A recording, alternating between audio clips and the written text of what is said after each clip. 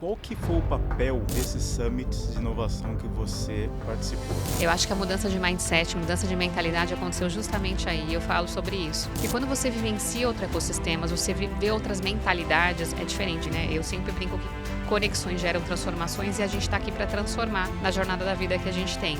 E o Summit para mim foi fundamental, todos. Na verdade, todas as imersões que eu faço focada em estudar, eu sempre volto com uma mentalidade diferente. E eu acredito muito no poder das conexões, tanto que o meu slogan é: conexões geram transformações. Como é que você consegue tocar isso tudo? O pessoal quando olha, o que você está fazendo? Fala, que hora que você dorme? Eu durmo, não atuo 8 horas por dia em todas as coisas, eu defino atividades e prioridades para cada associação. Tenho time sim que me ajuda, mas eu sou uma pessoa que eu defino muito para onde eu vou e meu tempo ele tem que ser de qualidade. Você acha que empreender é para todo mundo? Empreender sim, agora ser empreendedor empresarial não. A gente vê assim uma rota muito rápida e forte indo para a parte de inteligência artificial. Você acha que a gente está preparado para essa velocidade de avanço que a inteligência artificial está trazendo? Eu acho que o ser humano não está preparado, mas ele não tem alternativa. É mais uma revolução que está acontecendo. Nosso bate-papo de hoje é com uma mulher que ela não é somente apresentadora, ela também é empreendedora, ela fala sobre startup, sobre inovação, tecnologia, criação e empreendedorismo. Uma executiva que saiu do mundo corporativo tradicional, passou por multinacionais e hoje utiliza a comunicação para conectar pessoas e negócios. A gente está aqui hoje com a Lilian Primo.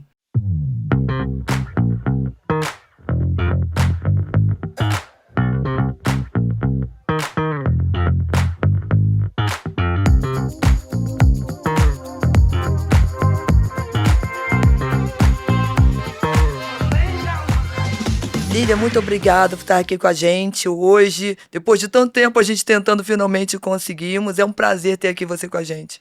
Eu que agradeço a oportunidade de estar aqui conversando com vocês, contando um pouco sobre a trajetória, aprendendo também, porque quando a gente se conecta com pessoas que realizam, que fazem transformação, a gente sempre acaba aprendendo. Maravilha, é exatamente assim. E Lilian, conta um pouquinho pra gente como é hoje, todo mundo conhece a Lilian da TV. Né? Você tá aí uma distribuição que a gente vai falar daqui a pouquinho, tá? Seus programas são super bem distribuídos e parabéns por isso, porque Obrigada. Eu sei que não é tão simples assim ser um provedor de conteúdo, ser um produtor e ter uma distribuição tão boa quanto a sua. Mas me diz uma coisa, como é que era a Lilian antes da TV? Era a Lilian da tecnologia, era a Lilian do empreendedorismo? Como é que era a Lilian antes da TV? Perfeito. A Lilian segue sendo a pessoa do empreendedorismo, da tecnologia. Eu acho que a TV ela vem para justamente eu exponenciar mais e escalar mais esse conteúdo, entregar para mais pessoas. Mas a Lilian começou muito nova, começou desde novinha, pequena, ajudando os pais. Meus pais eram comerciantes na época, quando eu tinha 8 anos de idade. Eu já ajudava eles no comércio, eu servia no comércio. Aos 12 eu abri meu primeiro negócio na frente do comércio deles, com um tabuleiro de botão e 2 caixas de cerveja. Eu coloquei na frente do comércio deles e comecei a vender coisas, vender brincos, vender coisas que eu comprei com a minha mãe na época, na 25 de março. Só que não deu certo, porque eu não consegui identificar o que a gente chama o meu PMF, né, e quais eram as personas que deveriam comprar aquele produto, não era o local para vender aquele produto. E aí foi quando eu comecei a aprender mais e entender que eu tinha que identificar muito melhor para onde eu ia antes de tomar qualquer decisão. Aos 14, eu comecei a dar aula de informática numa escola de informática, então eu vim para esse meio da tecnologia, porque eu já tinha cursado informática.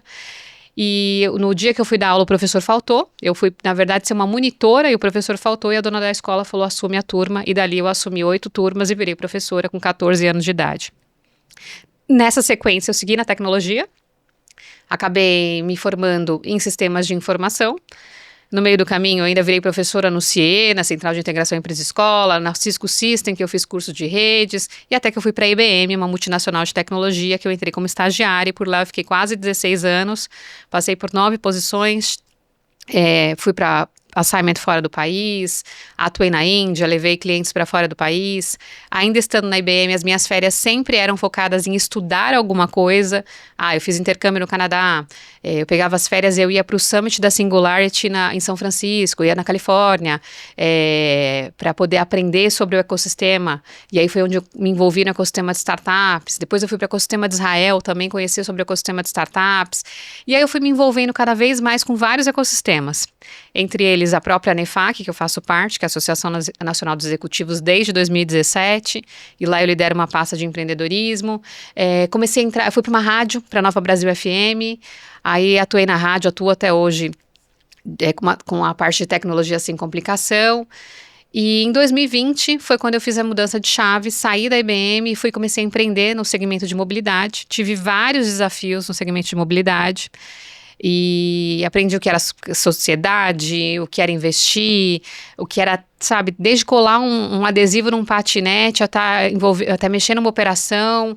E aí eu comecei a entender mais sobre esse ecossistema. E nisso já estava investindo em startups, porque eu fui convidada pela Carol Pfeiffer, que é uma Shark Tank, para a gente criar um pool de investimento em startups para mulheres. E aí nós criamos esse pool, já estava envolvida nesse ecossistema, já tinha tido algumas experiências com a própria IBM e também com as férias, que eu sempre busquei aprender. E aí fui me envolvendo nesse ecossistema de startups.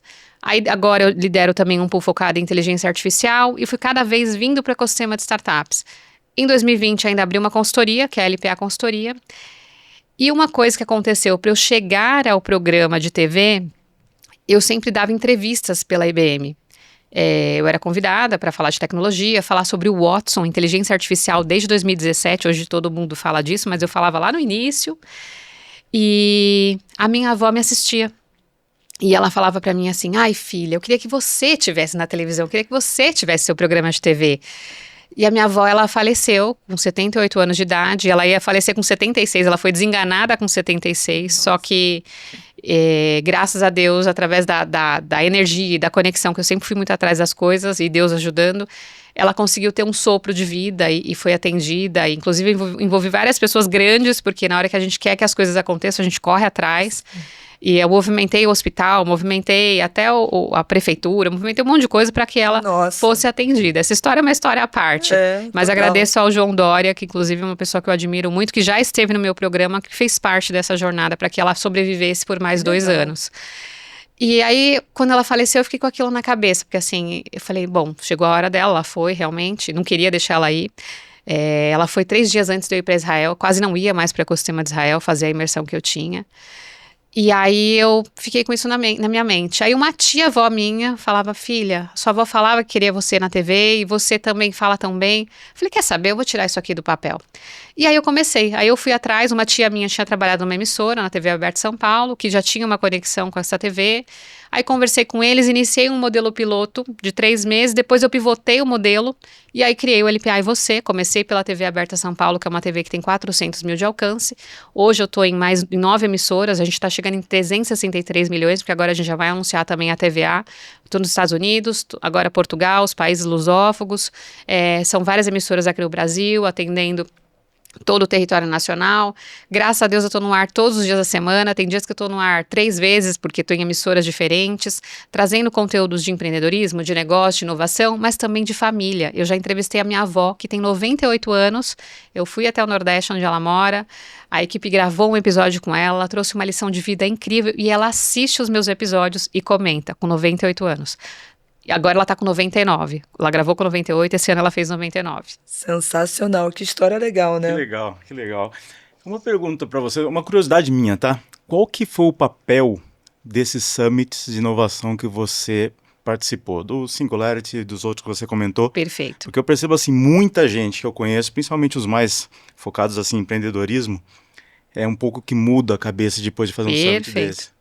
Eu acho que a mudança de mindset, mudança de mentalidade aconteceu justamente aí, eu falo sobre isso. E quando você vivencia outros ecossistemas, você vê outras mentalidades, é diferente. Eu lembro quando eu cheguei para o Summit da Singularity e eu vi o pensamento de 1 billion people. Como é que eu toco soluções que tocam 1 bilhão de pessoas? E na hora que eu comecei o programa, eu falei, eu quero tocar um montão de gente. Porque todo mundo tem que ouvir, eu tenho que deixar esse legado, as pessoas têm que ouvir histórias reais que transformam e serem impactadas por ela. Porque eu sei que se uma pessoa que ouviu aquele programa, ouviu uma história inspiradora que não necessariamente é a minha, mas que é de alguém que está agregando e ela consegue transformar a vida dela, o negócio dela ou a família dela, já está valendo. Porque eu acho que a jornada da nossa vida, ela faz parte, ela faz parte da jornada que a gente transforme, né? Eu sempre brinco que conexões geram transformações e a gente está aqui para transformar na jornada da vida que a gente tem.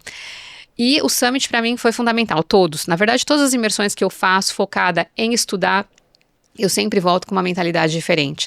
Seja ter ido conhecer a Google, conhecer o LinkedIn, ter feito o Safari entre as empresas, ter ido em aceleradoras de startups, ter participado do Summit, ter visto lá o que o Peter Diamandis falou sobre o que tinha de novidade, que toda hora a gente tem novidade surgindo. Depois de alguns anos, sabe o que eu fiz? Eu voltei lá e me conectei com o head dele, que era o Will Westman, ele é bem conhecido. E eu queria entrevistar o Will Westman, eu comecei pelo canal do YouTube. E aí ele não tinha agenda, eu tinha uma viagem, que eu passava por Hollywood, ele falou que ele estaria em Hollywood. Eu peguei e falei, então eu te encontro em Hollywood. Eu encontrei com ele num café, levei meu tripé, o microfone e gravei com ele. Fiz uma entrevista ali em inglês e deu tudo certo. Depois coloquei no canal do YouTube com tradução e as pessoas foram assistindo. Porque assim, eu falei, não vou perder a oportunidade de pegar uma pessoa que tem essa relevância, conhece tanto sobre ecossistema de inovação e ter um conteúdo. Eu nem tinha um programa de TV naquela época, mas eu já entendia que isso podia ser algo que podia ajudar alguém, já que estava me ajudando. Essa vontade tua de ir a público, ela já é tua de identidade ou o propósito te levou a se preparar para isso? Eu acho que são as duas coisas, sabe por quê? Porque quando eu era pequena, eu já fazia teatro amador. Por quê? Eu queria comunicar melhor. A comunicação, eu acho que é algo que hoje em dia ele é fundamental. E eu falo isso até com o meu time, porque às vezes a pessoa escreve uma coisa no WhatsApp e aí acha que está levando uma chamada de atenção. Manda um áudio com a entonação do áudio que é melhor para você entender que não é uma chamada de atenção, é uma orientação. Então, a forma da comunicação ela é muito importante. E eu acho que cabe ao papel do líder, e eu sempre me preocupei muito com isso nos meus papéis de liderança durante a atuação, tanto no ambiente corporativo, quanto o ambiente que eu tenho hoje, que também é corporativo de uma certa forma, mas é muito mais flexível, mais startupeiro, né, tem muito mais dinâmica. E eu acho que isso já vem dessas duas coisas, de o propósito sim, porque eu tenho que entregar para o ecossistema, porque eu acho que o universo ele entende que quando você está entregando, ele vai te entregar, e não só pelo retorno, acho que o retorno é uma coisa automática, mas eu acho que, eu não sei, eu acho que exercitar a gratidão para mim foi uma coisa que foi me evoluindo. Então, desde nova, se eu podia contribuir com alguma instituição, alguma ONG, alguma coisa, eu contribuí, eu sabia que a contribuição está ali, pode ser que o retorno venha ou não venha, mas a minha consciência está tranquila. Hoje, por exemplo, eu faço parte do Instituto ESSO de Empreendedorismo, lidero a cadeira do Conselho Consultivo como vice-presidente e uma cadeira de operações estratégicas. O que é o Instituto? É uma plataforma gratuita com mais de 1000 conteúdos. Foi criado o Instituto pelo Janguier Diniz, que é o dono do Grupo Ser Educacional, um grande empresário do mercado, que também teve uma jornada começou lá desde engraxate e hoje é um dos bilionários que saiu na Forbes. Mas ele honra o que ele começou e ele entrega para a sociedade. Então eu penso muito nisso. Eu comecei uma garota de família simples, onde, graças a Deus, eu entendo que eu sou um orgulho para os meus pais, eu acho que isso não tem preço. Inclusive, meus pais foram entrevistados no meu programa. Por quê? Honra a sua casa. E as pessoas até pensaram, nossa, mas você levou seu pai? Levei. Por quê? São empreendedores, começaram como comerciantes, tiveram que cuidar de mim durante a trajetória deles toda. E, inclusive, eu dormi embaixo do balcão. Por quê? Eu não podia ficar em casa sozinha, e eles estavam trabalhando. E eu dormi embaixo do balcão e tá tudo bem, porque eu entendi qual que é o valor da família, da vida, de entender que nada é de graça. As coisas, elas vão surgindo, mas você tem que fazer por onde para que elas aconteçam. E eu levo meu filho comigo. Ele vai em evento social, ele ficou com 3 meses no início de gravação, dos 3 aos 6 ele ia pro estúdio. Só que aí ele começou a gritar muito, né? Porque começa a gritar, aí o editor falou, Lília... Eu só pensei nisso agora. Agora não dá mais, tá ficando difícil. Aí eu falei, não, tá bom. Porque por mim ele ia todo dia, porque acho que a gente tem que viver. E claro, leve, não vou dar obrigação pra ele, não vou fazer a criança sofrer nada, babaia, tudo. Ele até se divertia. Mas eu acho que tá muito nisso, né? Nessa coisa da criação também. Eu acho que eu fui conhecer, na verdade, conhecer meu pai, eu conhecia de moleque, né? Vivendo com ele. Mas eu acho que eu fui conhecer meu pai de verdade quando comecei a trabalhar com ele. Que aí você começa a ver um outro lado. Do seu pai, você começa a ver o esforço, você começa a ver a preparação, você começa a ver uma série de outras características humanas do seu pai, e aquilo começa a entrar. E aquilo começa a te treinar, e aquilo muda a tua vida. Eu acho que isso é muito importante. Você colocar os filhos junto dentro da trajetória é essencial para que eles possam ver o que acontece ali de verdade, né? O meu pai sempre me ensinou que a gente tinha... Ele brincava e falava, o dinheiro tem que dar cria, filho. Ele tem que ser fêmea. É engraçado a gente falar disso, mas eu sempre tenho isso na minha mente, né? Ele tem que crescer, tem que procriar. Como é que eu consigo fazer para aos poucos? Claro, a gente não pode ser desesperado. Por exemplo, eu não sou uma pessoa gananciosa, eu sou uma pessoa ambiciosa. Sim, eu tenho a ambição de crescer, seja no que eu estou construindo, criando. Começou aqui com um alcance, vamos crescer para tantos, vamos criar uma meta. E ele fazia comigo também a sangria no caixa. Então eu aprendi que eu tinha que pegar o dinheiro lá de dentro, guardar. Às vezes ele guardava até na minha roupinha, porque a gente tinha que ir andando para casa. E eu guardava o dinheiro na roupinha, chegava em casa, a gente organizava as notas e amarrava no elástico. Então eu sabia o que era, a importância de guardar aquilo. Parece simples, mas isso para mim fez uma diferença e até hoje está aqui na minha mente o cuidado que eu tenho que ter com isso.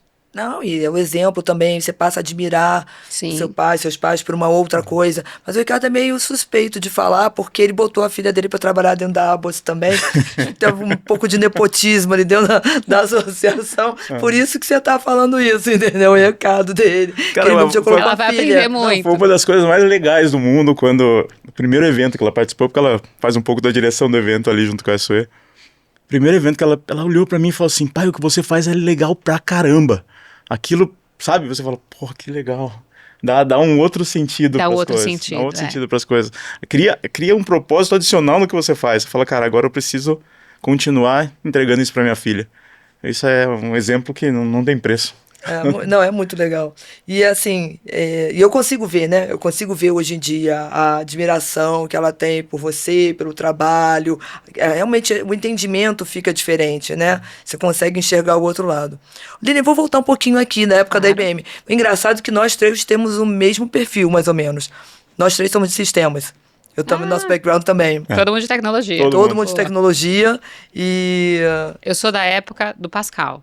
Eu também. É isso aí. Delphi um pouquinho mais pra frente. Quase fui Basic, jubilada Delphi. da PUC, porque eu repeti um Pascal umas 4 vezes, eu gostava só Era das cadeiras de difícil análise. fazer a bolinha bater na outra bolinha, porque Era. tinha que fazer os programas. Gente! Era, eu já falei no podcast que várias Hoje vezes. em dia o pessoal programa com um louva facinho. Exatamente. Super fácil. E assim, antigamente, quer dizer, eu percebi que, assim, tipo, programação não é a minha praia. Eu também. Mas eu adorava análise de sistemas. As cadeiras de análise, de lógica, eu adorava. Mas a programação, não. E aí, eu percebi isso rápido e falei, vamos continuar, já tô aqui, agora eu vou até o final. E chegou um momento que, assim, eu comecei a trabalhar na área de tecnologia. E aí, eu falei assim, puta, botaram pra programar. Eu só faz um programinha aqui, cara, eu não fazia a menor ideia. Nem em Clipper, que naquela época era mais simples, né? E aí eu ligava, já contei essa história algumas vezes, aí eu ligava pro meu namorado da época, que também era da PUC, também foi da IBM durante muitos anos, e aí eu ligava pra ele, Flávio, olha, tem que fazer isso daqui, isso na hora do almoço. Aí eu pegava um orelhão, que não podia ligar do trabalho pra perguntar, ligava na hora do almoço do orelhão, aí pedia pra ele me ajudar, aí chegava no final do dia, eu ligava pra ele... Sua namorada vai te cobrar por isso, cara. Você Nada. Tipo, umas 3 vezes que você falou. Nada. E aí, no final do dia, eu ligava, aí ele me ligava, e aí eu podia atender e só ficava quietinho, aí ia copiando tudo. Que eu detestava programar, e era péssima de programação, péssima. Mas as cadeiras de análise eram muito boas, então a gente meio que fazia uma troca, assim, né? Então, eu conheço muita gente da IBM por conta disso, ele trabalhou anos, a gente, PUC, é impressionante, né? Você tá em tecnologia, você sai da PUC, você vai praticamente ter uma ponte ali que vai direto pra IBM. Tenho vários amigos até hoje da IBM. Ai, uma jornada incrível que eu tive lá. E, assim, eu nunca fui da IBM, assim, tipo, até porque eu percebi rápido que não era muito a minha praia, mas ele e todos os amigos da época, a gente namorou durante muito tempo, então acabou criando um vínculo, né? Então, eu sei mais ou menos o ambiente, como é que funciona da IBM, não sei se você trabalhava aqui na Tutóia. Trabalhava na Tutóia. Então, eu tenho amigos também, pai de amigos, e assim, tipo, meu próprio sogro trabalhou na IBM durante anos, e aquele negócio, a IBM, de antigamente, era assim, tipo, era um orgulho da família trabalhar na IBM, né? Tinha um especialista da parte do Watson, era um... Todo mundo conhecia ele, da IBM. Gandur? Acho que um que era careca, assim, que tudo quanto é evento ele tava explicando o Watson quando ninguém falava de inteligência artificial. É muito interessante. Temos que lembrar o nome, porque o Fábio Gandur era o médico que falava sobre inteligência artificial também, o Watson. E eu também estava na área, mas eu era da área de ecossistemas, que envolvia também ecossistemas de startups, e também eu atuava com os MSPs e os ASVs. Os MSPs eram os Manager Service Providers, e os ASVs eram os Independent Software Vendors. O que eu fazia? Eu levava para esses clientes que não tinham acesso a Watson da IBM, ou seja, que não estavam lá muito mais com Microsoft, Dynamics na época. E aí eu falava para eles, vocês conseguem colocar tecnologia de inteligência artificial dentro das soluções de vocês. E aí a gente trabalhava em Embedded Solution, que era criar soluções que tivessem a IA embarcada dentro das soluções. Mas você trabalhava na área de tecnologia de programação ou é só vendas mesmo? Vendas. Por vendas eu fiquei... sair rápido, né? Não, eu fiquei na área de operações. Eu não entrei na área de programação. Eu entrei já na área de operações, atendendo a América Latina. E aí eu já atendi o time executivo. Aí de lá, aí eu fiquei um ano como... até a minha entrada foi bem interessante, porque quando eu fui contratada, eu sempre agradeço ao José Carlos Carneiro, que foi o gerente que me contratou. E eu não sei se ele lembra disso, mas eu lembro muito bem. Ele falou, Lília, é o seguinte, eu preciso sair de férias em 1 mês. Você topa tocar as minhas férias? Eu entrei como estagiária, ele era um gerente de operações. Eu falei, você me ensina? Se você me ensinar, eu toco. Porque assim, não podia sumir sem saber se eu ia ter o ensino. E ele saiu em 1 mês. Ele saiu 15, 15, 15. Ele saiu 3 vezes de férias naquele ano. E eu lembro que eu entrava para gerenciar cadências de vendas. E eu tocava as reuniões e eram em outros idiomas. E aí, por exemplo, eu tinha o time que eu atendia da América Latina, então os calls eram em espanhol. E às vezes eu falava, bueno, concordava com algumas coisas sem estar 100% ali de certeza. Mas eu sabia que tava, sabe aqueles 80%? Que a mulher normalmente fala, não, se eu não tiver 100% eu não vou. Mas com 80% eu fui. Então eu tinha que tomar uma decisão, eu tinha que ter atitude ali. E foi funcionando. E durante esse ano, 3 vezes ele saiu de férias e depois eu fui efetivada numa outra área, Brasil, Pickload, que eu tinha achado uma vaga. E aí eu fui construindo a minha carreira até atuar como Business Development Executive lá dentro dessa área de ecossistemas. Mas eu tive muitas experiências ricas. Eu fui para a Índia representar a IBM Brasil, a única brasileira daquele grupo, para desenvolver um projeto social dentro da Índia, uma consultoria, onde eu ajudava uma ONG com pessoas que tinham HIV, AIDS e DST. Então eu fui lá fazer uma reviravolta dentro da instituição, eu fui para campo, eu fiz reuniões com os médicos, aí a gente revisou o manual operacional, comigo meu parceiro de atividade era um sueco. Então você tem aquele desafio de cultura, tanto da cultura do seu parceiro de negócio ali com você, quanto do país. Quando eu cheguei na Índia, os 2 diretores falaram assim, Lília, o seu pai já escolheu seu marido? Aí eu falei, não, ainda não. Mas eu não ia questioná-lo que o meu pai não ia escolher o meu marido. Claro. Eu só disse ainda não, por quê? Eu tenho que me adaptar à situação. Eu cheguei a ser perguntada uma vez, por que você escova o dente depois do almoço? Eu falei, porque é uma mania minha. E realmente, é um hábito brasileiro. O sueco não fazia isso. Cada país tem a sua característica. Então, tudo a gente tinha que ter, eu tinha que ter um cuidado. Respostas diplomáticas, né? Exatamente. E é esse o cuidado que a gente tem que ter, principalmente quando a gente também tem um programa de TV. Hoje o programa está nos Estados Unidos, a gente está levando para os países lusófagos, estamos indo para Portugal. São culturas diferentes, a gente tem que respeitar todas as culturas, né?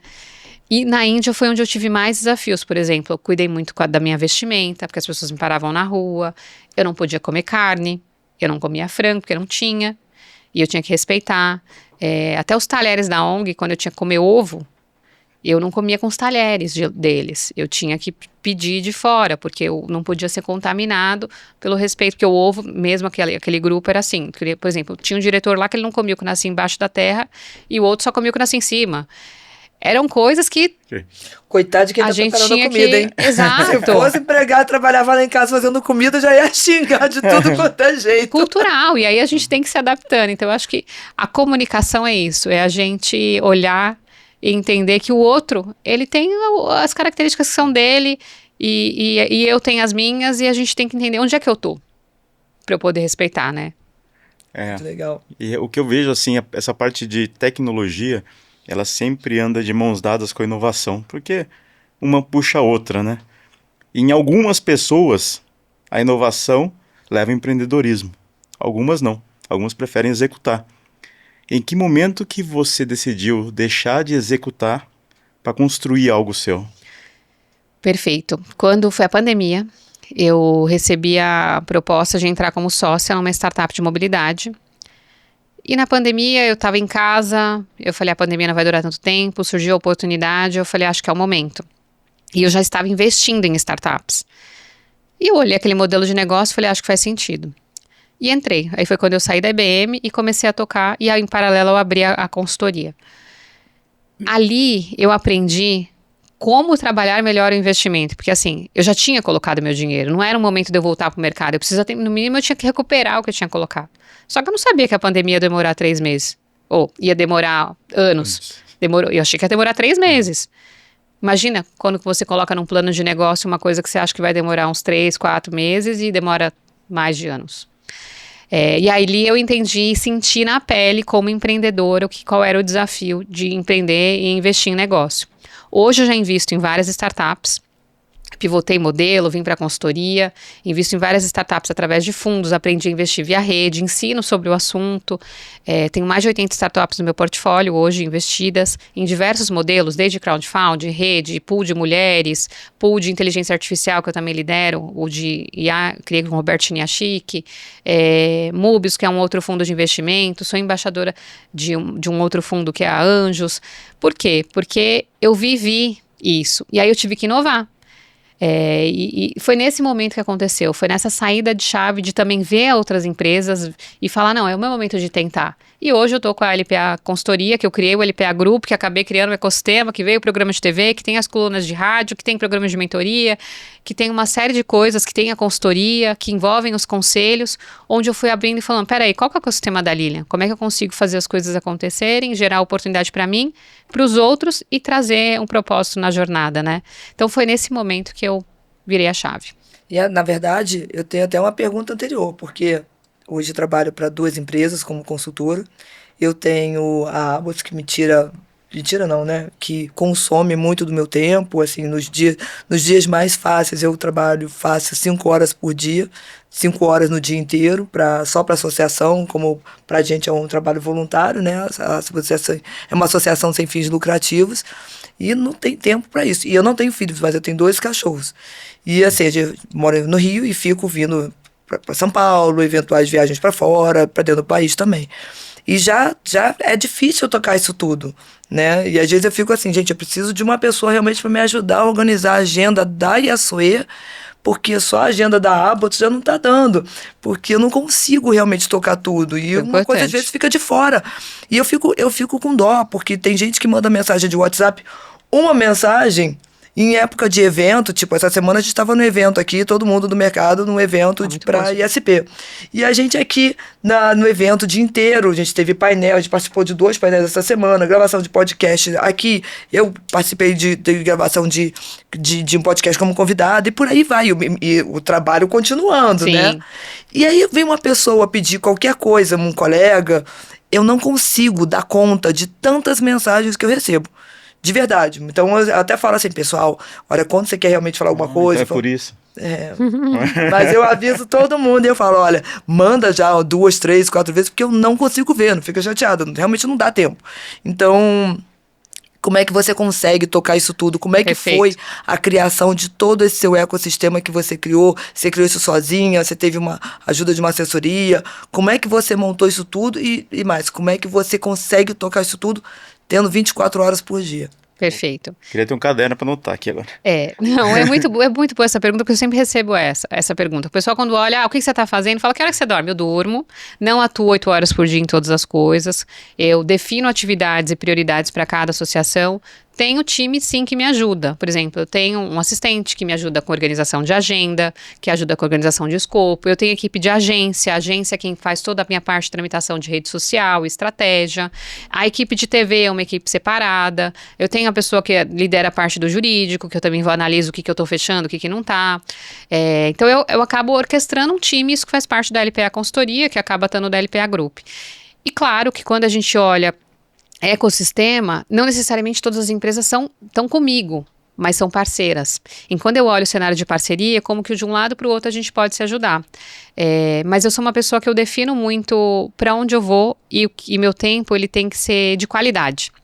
Então eu sou intensa, eu foco, eu faço, próximo. Eu vou intensa, foco, próximo. Por exemplo, filho. Eu tenho meu filho de 1 ano e 8 meses. Por muitas vezes eu estou em casa, e outra coisa que ajudou muito foi a transformação digital, a gente ter o acesso de forma remota. Muitas reuniões eu faço de forma remota. O escritório fica na Paulista, mas eu vou 2 vezes por semana. Eu não vou os 5 dias para lá. Eu organizo agendas que são presenciais para ir para o escritório, que eu consigo fazer remota em casa, faço em casa. Por quê? Sobra 20, 30 minutos que eu vou brincar com meu filho. que eu vou ali dar atenção pra ele, que eu vou fazer uma brincadeira. Ontem mesmo eu tive um intervalo e eu coloquei uma fantasia de dinossauro. É bem diferente, né? Mas se alguém olhar o meu stories, Temos vai ver fotos? onde temos um vídeo, inclusive. Então, por favor, mande esse vídeo pra gente, pra gente colocar Vamos aqui, colocar. ser fantasiado de dinossauro. Eu vou só mostrar uma foto, porque a mãe tem que... Ó, vou mostrar uma foto só aqui, rápido. Mas eu gosto de fazer coisas Não, que é são super diferentes. dinossauro, Não, né? não é, é um super mega dinossauro, dinossauro. Manda essa foto pra gente depois. E eu acho que é isso, é a gente conseguir ser intensa nas coisas, né? E eu sou intensa. Que nem quando semana de gravação é semana de gravação. É escopo, é parceiro, é a organização do time, é a energia do time, é todo mundo... Ó, gente, estamos na vibe, porque a gente tem 3 gravações hoje, todo mundo tem que estar bem, porque time tem seus problemas. Só que assim, os problemas... Vamos segurar um pouquinho, vamos focar aqui, e depois a gente vai conversar o que precisar. Então, eu acho que essa dinâmica é muito isso. E a IBM me trouxe muito isso, porque lá eu tinha trimestre, quartil, meta, vendas, resultado, time global, uma série de coisas que te moldam para essa dinâmica. Eu tinha muito do lance do taking the stage, né? Vai lá e pega o seu espaço no palco. E ainda mais que eu trabalhava sempre num ambiente corporativo que a maioria era homem. Então, ainda mais ainda, eu tinha que me desafiar nesse tema. E hoje segue do mesmo jeito, porque o mercado de investimento também, poucas são as mulheres que estão envolvidas, mas cada vez eu trago mais mulheres, também por isso que eu faço investimento em mulheres. Um dos meus pools é focado em mulheres. Até mesmo programa, empresárias. Eu amo quando vem mulheres, mas a maioria dos empresários acabam sendo homens. Mas a gente está aqui para fazer essa transformação e acho que tempo é uma questão de prioridade. Tem hora que eu tô cansada, tá? Tem hora que o corpo reclama, tem hora que eu falo, não vou responder todo mundo, e vou me dar o meu tempo, mas tem hora que não, vamos. E eu acho que depois de mãe, a energia aumenta mais ainda, porque é uma coisa muito maluca, eu não sei explicar, mas hoje ele tá desde as 5:30 da manhã, animado, acordado, e até a babá chegar, sou eu com ele. Meu marido tinha que ir pro trabalho, e organiza a agenda e tudo, e tá tudo certo. E a energia continua, porque eu acho que mãe recebe uma injeção à parte aí de Adrenalina. adrenalina.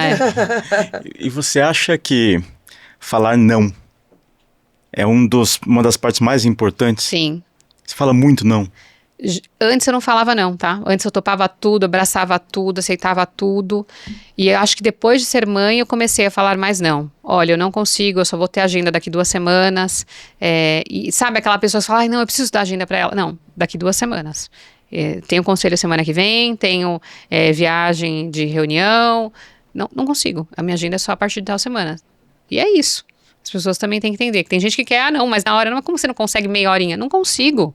Meia horinha muda a estrutura de eu conseguir ajustar todo o flow da minha agenda. É só daqui 2 semanas, por exemplo. Já muda muita coisa. E aí, o pior de tudo é que quem não tem esse mesmo ritmo, eu te entendo perfeitamente, né? Porque comigo é exatamente a mesma coisa. E quem não tem esse mesmo ritmo, não acredita que 15 minutos faz diferença. Diferença. Muita diferença. 15 Muita minutos faz diferença. Quantas vezes que eu fiz reunião com um prato de comida na minha frente, às 5 horas da tarde. Eu entendo. Quantas vezes que eu almocei às 7 horas da noite, porque não dá tempo de fazer tudo. Tem dias que dá, que você consegue ter a meia hora para brincar com o filho, eu tenho uma meia hora para brincar com meus cachorros, que eu faço minhas coisas, mas tem dias que realmente não dá. E quem não tem esse ritmo, ou fala, ó, cuidado, você vai ficar doente, ó, conheci o fulano de tal, que morreu assim. Sempre tem um que fala, ou que não entende, acha que é mentira, não dá, ninguém trabalha desse jeito, não tem como. Então, realmente, você tem que ter, você acha que já tem uma questão de criação, acho que também tem muito de criação e de você ver, eu sempre acho que a gente se baseia sempre nos nossos ídolos, todo mundo tem os ídolos, Sim. né? Os ídolos não só da televisão, mas os ídolos do trabalho, da família. Perfeito, então, modelagem. Você sempre se molda de acordo com Isso. seus líderes, né? Com os seus ídolos. E aí você vê, você quer ser daquele jeito, você vai fazendo igual. E de quem não é desse jeito, quem tem outro formato, não consegue entender, né? Eu admiro pessoas que realmente conseguem fazer tudo ao mesmo tempo. Eu também sou uma pessoa extremamente intensa, apesar de muita gente reclamar dessa intensidade. E assim, tipo, vamos fazer, vai dar certo. Muita gente. Muita gente. Não, calma, você é muito intensa, mas se a gente não for intensa, não dá pra fazer tudo. E assim, de verdade agora, sem preconceito nenhum, mas a maior parte dos homens, não sei, é uma questão genética mesmo, não consegue fazer tantas coisas ao mesmo tempo como uma mulher. Acho que Concordo. mulher foi criada pra isso até mesmo por conta de filho. Exatamente. Né? Você não sente isso? Eu sinto isso. Eu vivo isso. Meu marido até às vezes eu sento com ele. E o engraçado é que agora ele brincou pra mim e falou, você tá criando um monstro. Porque eu comecei a deixar um pouco ele nesse ritmo. Então ele começou a entrar em ecossistemas que ele acabou vindo comigo. Ele até escreveu um livro, porque ele faz a dedicatória, que foi eu que puxei ele pra construção do livro. E tô trazendo ele pra outros mercados. E aí ele senta pra jantar comigo, começa a contar as coisas, aí eu olhei, aí ele falou, você criou um monstro, né? Porque ele tá começando a ficar nesse ritmo. Eu falei, calma, peraí, também não vai pra tanto. Vamos com calma, que até já pensou os dois mega acelerados em casa? Imagina, Vai coitada ficar uma dessa loucura. criança. Então, eu falei, vamos com calma. Porque eu mesma tomei a decisão de, em algumas situações, eu desacelerar para viver, para curtir, para ali aproveitar as fases do meu filho. E são decisões de vida. Por exemplo, minha mentoria, eu pausei ela até agora, eu vou voltar.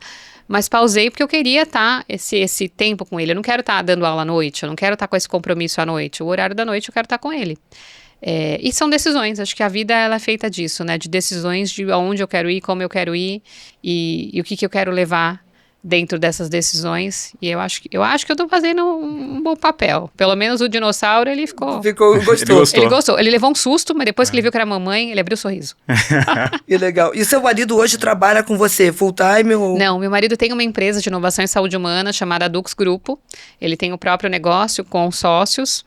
E também está investindo numa plataforma de longevidade, mas ele está entrando no mercado de mentoria, entrando no mercado de palestras, com livro, então ele está envolvido nesse ecossistema também. Então sempre que a gente pode estar juntos... Trabalham juntos, pelo menos isso você consegue pelo menos otimizar o tempo trabalhando juntos. E né? ele também é uma das pessoas que fazem parte do trabalho consultivo que eu entrego. Ele foi líder da IBM América Latina por muitos anos, atendeu mais de 1.200 funcionários, então tem uma bagagem bem bacana. Você acha que empreender é para todo mundo? Olha, não sei, assim, empreender sim, agora ser empreendedor empresarial não. Porque, o que acontece? O empreender, você pode empreender dentro de uma empresa que não é sua, que não tem o seu CNPJ. Você pode ser aquela pessoa que tem aquele sentimento de dono, que faz acontecer, que ajuda o líder. E realmente tem aquele sentimento de vamos fazer acontecer como se fosse meu. Agora, o empreendedor empresarial, ele tem que ter o CNPJ, ele tem que ter uma gestão de empresa, ele tem uma série de coisas que não é fácil no cenário brasileiro. Eu acho que empreender no Brasil não é uma coisa tão tranquila. A gente tem vários desafios. Então, o meu ponto de vista é, empreender é para todo mundo, a gente tem que ter essa mentalidade empreendedora, seja no seu CNPJ ou no do outro, mas empreendedor empresarial, que é ter um CNPJ, não é para todo mundo. Eu vivi isso um pouco no primeiro empreendimento que eu tive, né? Primeira startup que eu comecei. Começou na brincadeira, assim, realmente era uma brincadeira, eu achava o máximo você colocar para funcionar uma plataforma, a galera começar a entrar, começar a comprar, começar a usar, só que de repente o que era romântico não fica tão romântico assim. Vê um cliente que é mais difícil, você começa a trabalhar no sábado, você começa a trabalhar no domingo, você começa a ter uma vida totalmente diferente do que você estava acostumado antes quando você não empreendia. Não empreendia como empresário mesmo, né? Como empreendedor. Você acha que o pessoal romantiza muito essa coisa de startup e a hora que entra... Sim, E outro, o startupeiro é solitário. Quantas startups que eu faço reuniões que no mínimo eles querem conversar sobre uma ideia pessoal. Eles não querem só falar do negócio. Por mais de uma vez eu tive startups que vieram conversar comigo achando que ia trazer uma dificuldade no negócio, não, era um tema pessoal, era um próximo passo que ele queria dar. O empreendedor startupeiro, ele é solitário. E, na verdade, o empresário, hoje em dia, ele é solitário. Então, quando a gente se conecta aqui, poxa, antes nós ficamos falando de oportunidades, de conexões, de coisas que fazem sentido. A gente não veio só para gravar, a gente está aqui já com a cabeça de, olha, poxa, aqui a gente pode conectar com uma ponta, outra com a outra, tal conexão é relevante, porque a mentalidade do empresário, ela tem que ser essa. Como é que um vai ajudando o outro? Não sei se vai dar dinheiro de um lugar ou do outro, não importa. Mas vai dar uma oportunidade de negócio aqui para um ou para outro. A gente não sabe nem o que é, nem quanto é. Nem quando é. Nem quando Às vezes acontece 5 anos depois. Exato, e nem quando é, exatamente. E tem que ser essa mentalidade. Que eu trago muito na visão da diferença do networking e do netweaving. O networking é aquele cara que troca o cartão e já para fechar alguma coisa com você, por exemplo, na minha época, por exemplo, de corporate, eu tinha que ir para um evento porque eu tinha um contrato para fechar com o cliente. Então eu tinha que aproveitar aquele momento para falar do contrato com ele. O netweaving é diferente. Eu me conecto com ele no evento, eu vou no evento de relacionamento, a gente se conhece. Aí pode ser que alguma conexão que eu tenha com ele está conectado com a pessoa que eu tenho que fechar o contrato, sabe? Então é muito mais genuíno. Eu sou muito mais a favor da conexão, tanto que eu saí da IBM com relacionamento com vários C-levels de empresa que duram para a vida. Porque eu sempre fui na linha de como é que eu consigo te ajudar? E não é estar aqui o contrato para eu fechar. Óbvio que eu tinha que fechar contrato, a companhia pedia isso, né? O resultado se pede. Mas, por muitas vezes, a gente tem que entender o momento do cliente, entender, e aí também, que é um empresário, que é solitário, antes mesmo da gente só pensar no cash, né? E eu acho que a startup, ela sente isso, ela sente muita falta disso. O ano passado a gente criou dentro da Abots um grupo chamado TUC, né, que é Talent Unlock Community, que é uma comunidade para o pessoal que estava genuinamente perdendo emprego. Então, assim, esse foi a intenção genuína. O pessoal começou a perder emprego, a gente começou a ver um monte de layoff, veio aquele na época acho que foi da Meta, tinha uns 8 mil, Amazon 14 mil, não lembro, um monte de gente indo pra... A gente pensou, cara, muita gente perdendo emprego por causa da IA, né? A própria Microsoft também. A própria IBM, teve vários. Eu saí muito antes, eu saí num momento bom. Eles perdendo emprego por causa de IA, pelo menos era assim que se colocava. Nosso pensamento foi, como que a gente pode fazer com que a IA traga também oportunidade para que eles se recoloquem? Então a gente criou com Vibe Code uma plataforma simples para o pessoal se conectar e deu certo. Hoje a gente tem 180 executivos, todos executivos altos, gente que veio da Microsoft, gente que veio da Meta, e todo mundo está aí. Cargos de C-level. E a intenção foi exatamente essa, ajudar. Era proibido vender ali. A intenção é ajudar as pessoas a se conectarem para conseguir a próxima oportunidade. E óbvio que esse momento grande passou, e aquilo que no começo foi genuíno para ajudar, começou a dar frutos. Isso em meses, né? Demorou um pouco de tempo. Mas muito pouco tempo, né? 5 meses já estava 5 meses o pessoal já começou, exatamente por isso. Porque quando as pessoas se conectam, o negócio começa a florescer. Começa a florescer. Então, assim, do nada aparece uma pessoa na Espanha que está precisando de uma solução de cibersegurança, e aí já tem. Domingo passado, um cara me ligando domingo à noite, cara, desculpa te ligar no domingo à noite, eu estou com um problema muito sério aqui no meu trabalho, eu preciso resolver esse problema aqui na emissora, uma emissora do México.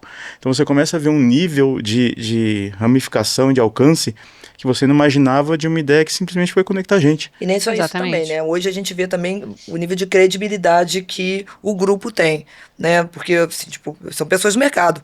Elas têm outras pessoas para perguntar também, mas elas perguntam no grupo, porque elas sabem que ali dentro do grupo tem especialistas de vários campos, dentro de tecnologia ou não, ou dentro de somente vídeo. A gente foi para Las Vegas, eu me vi sentado com um ex-CTO da Microsoft. A gente pagaria muito por isso.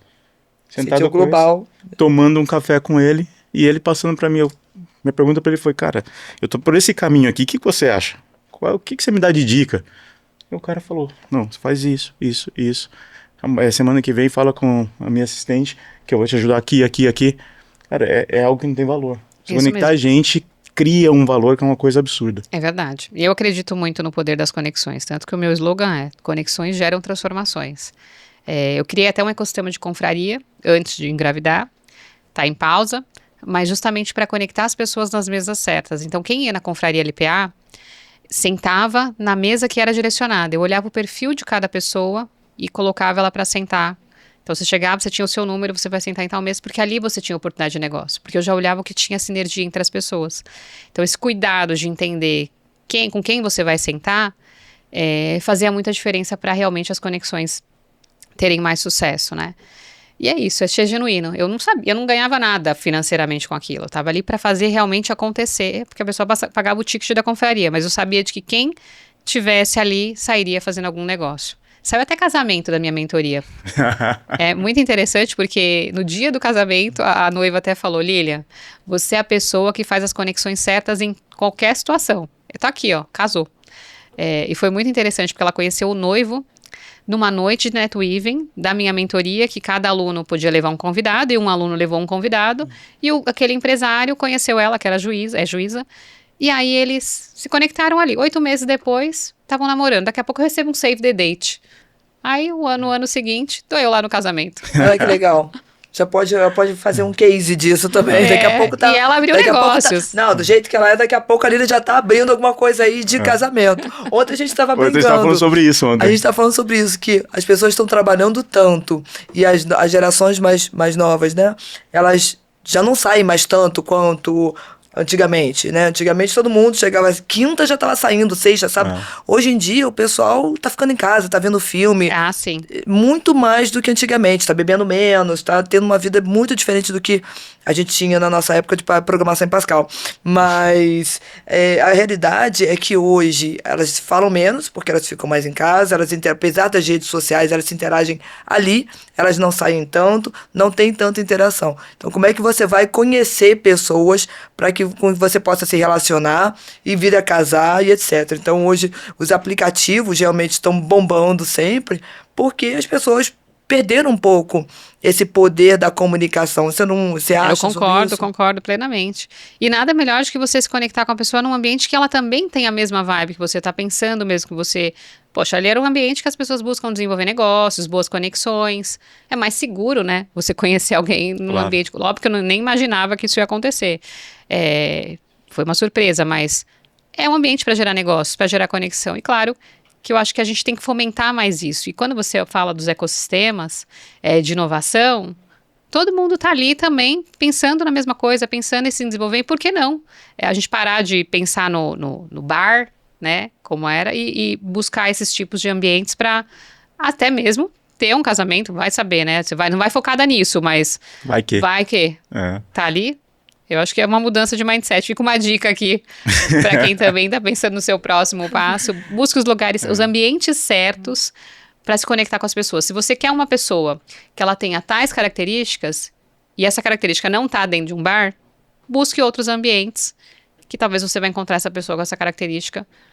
Ambientes corporativos, ambientes de mentoria, ambientes de negócios e quem sabe. E você tem contato com muita gente, conversa com muita gente, escuta muitas histórias. Tenho certeza que você escuta muitas histórias de sucesso, mas eu tenho certeza que escuta provavelmente muito mais de erros. Sim. E assim, quais são os maiores erros que os founders hoje cometem que eles poderiam olhar para isso e falar assim, peraí, aqui é melhor não ir por esse caminho? Nossa, tem vários. Por exemplo, acho que um ponto muito importante da gente olhar é qual o papel societário. O papel societário tem que estar muito bem definido. Porque muitas vezes a gente, principalmente os jovens, hoje em dia, não, vamos criar a solução, já tá aqui tudo junto, você faz isso e aquilo, mas não monta nenhum contrato social, não tem nenhum modelo de acordo, não tem nada definido. Aí, de repente, desenvolvem a solução, dá errado entre eles, aí quem fica com a plataforma? Quem fica com o código? Quem fica com o desenvolvimento? Nada disso foi definido. Então, startup tem muito isso. Outra coisa também é analisar mercado. Tem mercado, que é o PMF, né, para realmente isso fazer acontecer. Então, analisar o mercado, qual que é o product market fit que você tem. E olhando também pelo cenário do investidor, o time de founder. Não só as empresas também erram, mas os investidores também erram, porque muitas vezes a gente vai investir num negócio, só que se eu não tenho um founder, ou founders, ou um grupo coeso ali que dá certo, é muito mais difícil. Por quê? Às vezes a startup começa com aquele modelo de negócio, só que ela precisa pivotar. Se o cara não tem essa flexibilidade, não tem essa dinâmica, não tem, sabe, esse track record, é mais difícil do seu negócio depois dar certo. Eu já tive 2 write-offs, que um deles foi muito isso. Eles não conseguiram pivotar e não sinalizaram. E aí quando levantaram a mão já era muito mais tarde, já era tarde. Write-off? Write-off é quando a startup não vai mais operar. Ela acabou, morreu. É uma forma mais polite, né? E aí aconteceu. Levantaram a mão muito depois. E eu acho que uma falha também grande é não pedir ajuda. E posso dizer que eu também tive essas falhas. E eu falo isso hoje, olhando as startups que eu investi como investidor, olhando a startup que eu entrei como sócia. O pedir ajuda também é muito importante. Levantar a mão antes das coisas acontecerem. E claro, que a gente também tem coisas que tem que passar pela vida. Não dá pra falar, não, eu tenho que seguir, vai ser assim, assim. Tem coisas que a gente vai aprendendo na jornada, faz parte do processo, como evolução do ser humano. Mas claro, se você conseguir ouvir com pessoas que já passaram e tentar evitar, melhor. E você acha, Lilian, que hoje em dia as mulheres ainda precisam se provar em ambientes de tecnologia, inovação e liderança? Sim, Provar mais, né? sim. Eu acho que às vezes, eu mesma às vezes sinto isso. Eu chego num ambiente que a pessoa não me conhece, olha esse rostinho aqui, acha que eu sou bem novinha, até eu abrir a boca, até eu começar a falar. Anteontem mesmo, eu estava num evento sobre investimento. Eu cheguei, sentei, quietinha. Eu acho que tinham 3 mulheres no evento, sei lá, tinham 40 homens. E o professor lá dando a aula perguntou se alguém tinha tese de investimento, como é que fazia. Ninguém levantou a mão, ninguém falou nada. Eu falei, eu tenho a minha. Aí eu levantei e expliquei sobre a minha tese. Opa, já mudou. Passou um tempo, ele fez uma outra pergunta que ninguém também sabia responder. Eu falei, tá bom, vai, eu vou responder de novo. Aí respondi, quietinha na minha. Acabou o evento, tinha fila de 4, 5 pessoas para conversar comigo, porque também queriam entender, ou queriam saber sobre investimento, ou queriam buscar sobre investimento. Hoje mesmo tem uma reunião, fruto dessa outra reunião, através de um startupeiro que quer conversar comigo. Mas assim, eu acho que a gente tem esse desafio sim. Eu acho que a mulher, ela tem que abrir a boca, ela tem que falar, porque se ela tem a capacidade, ela não pode ficar com medo. Claro que tem ambientes que a gente vai com mais calma, mas acho que posicionamento é muito importante. Inclusive, o meu livro vai estar. Eu vou lançar um livro, estou trabalhando nele, que fala muito sobre isso. A gente tem que entender como é que a gente se posiciona na mesa. Porque se a gente tem capacidade, a gente sabe do que a gente está falando, por que não falar? O homem se prepara 30% para poder ir para um local. A mulher tem que se preparar 80%, 100% para poder assumir uma posição. Não pode ser mais assim. Eu acho que a gente tem. Se a gente está preparada, vai, não se cobre tanto. E dentro desse preparo e desse caminho, a gente vê assim uma rota muito rápida e forte indo para a parte de inteligência artificial, que não tinha como fugir desse assunto com você. A velocidade está super grande, a gente tem notícia todos os dias. Todos os dias. As coisas mudando todos os dias.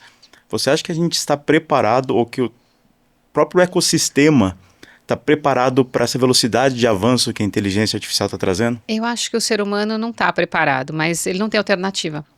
É mais uma revolução que está acontecendo. Eu, por exemplo, falava de IA, ensinando o que é IA, tinha o processo de aprendizado, que era um microserviço, como que você tinha que conectar, ia lá do básico. Hoje, gente, tem ferramenta de tudo quanto é tipo, faz tudo de tudo quanto é jeito, que você manda um áudio, resolveu, já programou, já saiu o código, amanhã já vai ter outra. E o ser humano não está preparado. O ponto é que as novas gerações já estão nascendo dessa forma e elas vão sendo construídas para entender esses tipos de ferramenta. Os jovens já... Que ao mesmo tempo a gente tem que ter alguns cuidados, né? A gente tem que pensar. Porque hoje é mais fácil você e você fazer uma pergunta sábia para uma IA e gerar um resultado do que um jovem que não tem uma experiência e não tem uma bagagem. Porque são prompts. Prompts são perguntas.